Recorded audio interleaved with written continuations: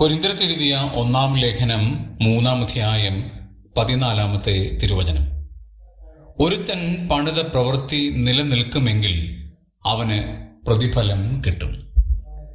നാം ഈ 1 കൊരിന്ത്യർ 3-ാം അധ്യായം ശ്രദ്ധാപൂർവം പഠിച്ചാൽ ഓരോ വിശ്വാസിയുടെയും ജീവിതചര്യ സ്വർഗത്തിലെ ദൈവം വിശകലനം ചെയ്യുന്ന ഒരു കാര്യത്തെക്കുറിച്ചാണ് പരാമർശിക്കപ്പെടുന്നത്.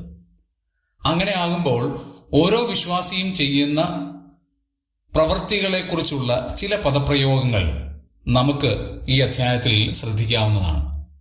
3-ാം അധ്യായം 12-ാം വചനത്തിലേക്ക് വരുമ്പോൾ അവനവന്റെ പ്രവൃത്തി എന്ന് കാണാൻ കഴിയും. അത് പ്രത്യേകം ശ്രദ്ധിക്കണം, അവനവന്റെ പ്രവൃത്തി. പിന്നീട് 13-ാമത്തെ വാക്യത്തിലേക്ക് വരുമ്പോൾ ഓരോരുത്തന്റെ പ്രവൃത്തി.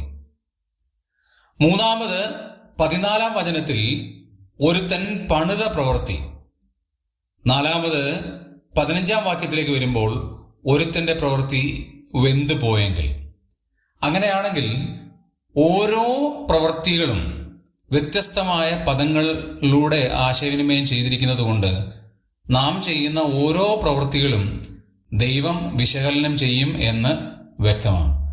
ആകയാൽ നമ്മുടെ ജീവിതത്തെ ക്രമീകരിക്കുവാനും ദൈവത്തിന് പ്രസാദമുള്ളവരായി ജീവിക്കാനും ദൈവത്തിന്റെ ആത്മാവ് നമ്മെ ഓരോരുത്തരെയും സഹായിക്കുമാറാകട്ടെ.